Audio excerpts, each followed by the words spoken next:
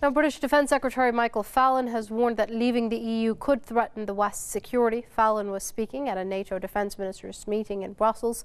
Fallon said that this is the first time a country might leave either NATO or the European Union, saying NATO and the EU are twin pillars of the UK's security. He also described the situation as dangerous since it would undermine the collective security of the Western Europe. Opinion polls over the last 4 days have suggested that the Leave campaign is leading in Britain once again. This after other polls last week showed supporters of Britain remaining in the EU were ahead with a narrow lead. Joining us now is Tony Gosling. He's an investigative journalist and he joins us via Skype from Bristol. Many thanks for joining us here on Press TV, Mr. Gosling. Now, it seems that Europe is, the UK is somewhat divided 50-50. However, we're seeing this rhetoric of security threats and the breaking down of the economy, so to speak. Is that what's going to happen if the UK leaves the EU?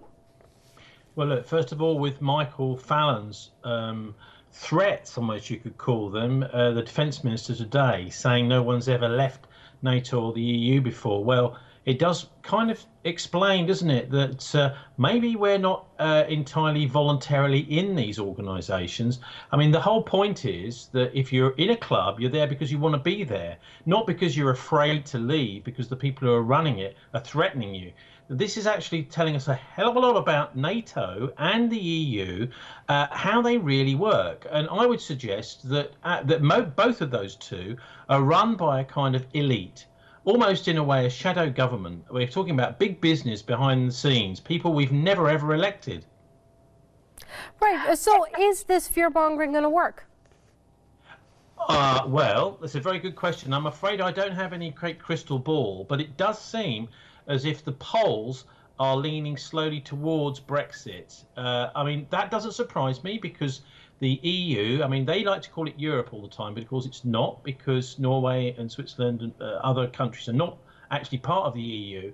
It's actually run I think, by cartels. This is by big industries that get together with their competitors to do price fixing.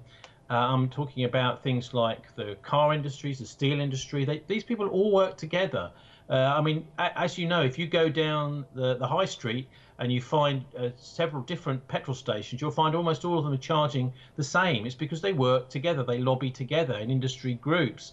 Also, the EU is run by failed politicians, people we've voted out. There is another thing in the background here, and I've just been in Germany where I was talking to an ex-manager, senior guy from the Bundesbank, and he was explaining to me that there's actually a big rivalry between the old national banks and the new, more powerful private banks. People like Deutsche Bank and HSBC are starting to take over from the big national banks. So, you know, the other side of this is that we've got our media and our political parties being bought up by this elite, and that's why this is such a serious and interesting vote.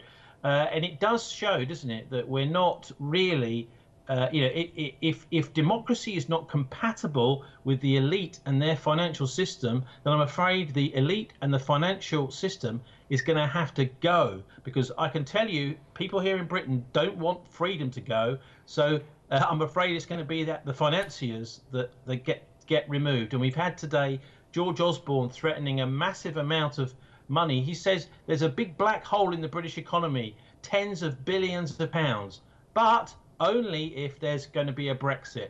So they're using finance to threaten us. But actually, we know if you're doing that, it's what we think and what we vote that really matters, not money. We should be thinking about morals as our values, not just finance. Well, let's hope Britain thinks that when it goes to the polling stations just around the corner of that referendum. Tony Gosling, investigative journalist, joining us via Skype from Bristol. Mr. Gosling, thank you very much indeed for your comments here on Press TV.